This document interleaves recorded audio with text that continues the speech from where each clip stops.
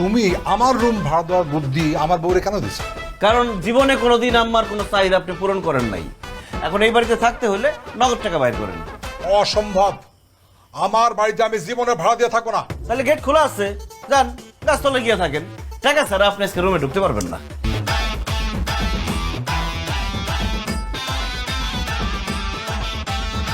জুলেখা, এই জুলেখা, কি সমস্যা? চিৎকার করতেছো কেন? আমার রুমের তালা কেন? এই রুমটা ভাড়া দেওয়া হবে, এখনো তো ভাড়া দিতে পারি নাই, তাই এই কাগজটা লাগাই রাখছি। আমার বাড়িতে আমি যে রুমে থাকি সেই রুম ভাড়া দেওয়া হবে মানে কি? তোমার কি মাথা টাথা খারাপ হয়েছে নাকি?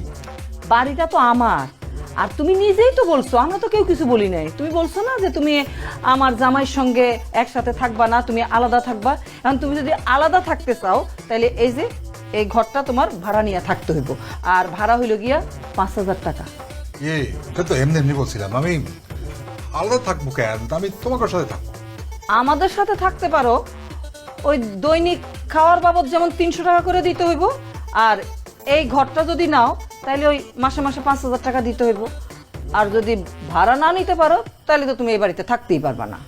সুলেখা, তুমি এত সহজ সরল মহিলা ছিলা, তোমার উপর কত অত্যাচার করছি, কিন্তু কিছু টু শব্দ করো নাই। আচ্ছা, এই গিরিঙ্গি বুদ্ধি তোমার মাথায় কেমনে এলো? কে দিছে বুদ্ধি? সত্যি কথা কত, কে কে বুদ্ধি? আমি বুদ্ধি দিছি আব্বা। আচ্ছা, তুমি আমার রুম ভাড়া দেওয়ার বুদ্ধি আমার বউরে কেন দিছো? কারণ জীবনে কোনোদিন আম্মার কোনো চাহিদা আপনি পূরণ করেন নাই। আম্মার সাথে কোনোদিন ভালো ব্যবহার করেন নাই, তার সকালাত পূরণ করেন নাই, তার অসুখ বিসুখগুলো চিকিৎসা করেন নাই। এমনকি বিয়ের পরে আপনি কোনোদিন হানিমুনেও যান নাই। কেন? ওই যে টাকা পয়সা খরচ হইব এই জন্য। যেহেতু আপনি আম্মার পিছনে টাকা পয়সা ভালোবাসা কোনো কিছু খরচ করেন নাই, সেহেতু আম্মাও তার নিজের বাড়িতে আপনাকে আর ফিরি ফিরি থাকতে দিবেন না। এখন এই বাড়িতে থাকতে হলে নগদ টাকা বাইর করেন। অসম্ভব, আমার বাড়িতে আমি জীবনে ভাড়া দিয়ে থাকবো না। তাহলে গেট খোলা আছে, যান গাছতলায় গিয়ে থাকেন। টাকা ছাড়া আপনি আজকে রুমে ঢুকতে পারবেন না। কি কইতাছো? আব্বাই গাছতলায় গিয়া থাকবো? আব্বার ঠান্ডার সমস্যা আছে, গাছতলায় থাকলে ঠান্ডা লাগা যাইবো। ঠান্ডার সমস্যা তো আমারও আছে। হ্যাঁ, তার সামনে আমি সব সময় খুক্কর কত কাটছি, কোনো দিন আমার একটু ডাক্তারের কাছে নেয় নাই, 10টা টাকার ওষুধ পর্যন্ত খাওয়াই নাই। আর এই কাশতে কাশতে আমার হাঁপানি হয়ে গেছে। আমিও চাই যে এই ঘর ছাইরা ওই গাছের তলায় গিয়া থাকবো, আর ওই যে ঠান্ডা লাগবো, ঠান্ডা লাগা কাশি হইব, কাশি থেকে তার হাঁপানি হইব, আমি চাই।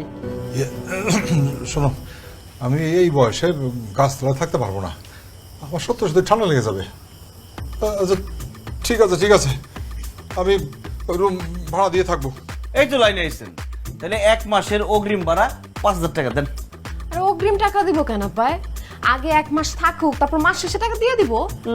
তোমার আব্বাই যে কিপটা 1 মাস পরে দেখা গেল হেরা খুঁজেই পাওয়া যাবো না, কারণ সে একটা বাকি খোর।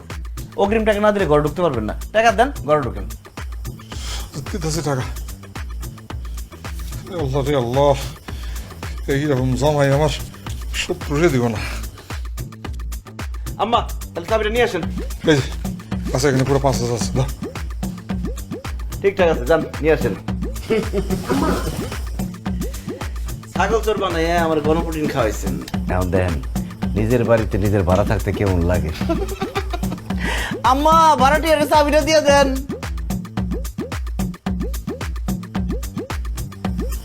আমার বাড়িতে তুই আমারে ভাড়াটিয়া বানাইলি, খারাপ। তোমার এই বাড়ির থেকে তাড়ানির বুদ্ধি আমি করতেছি।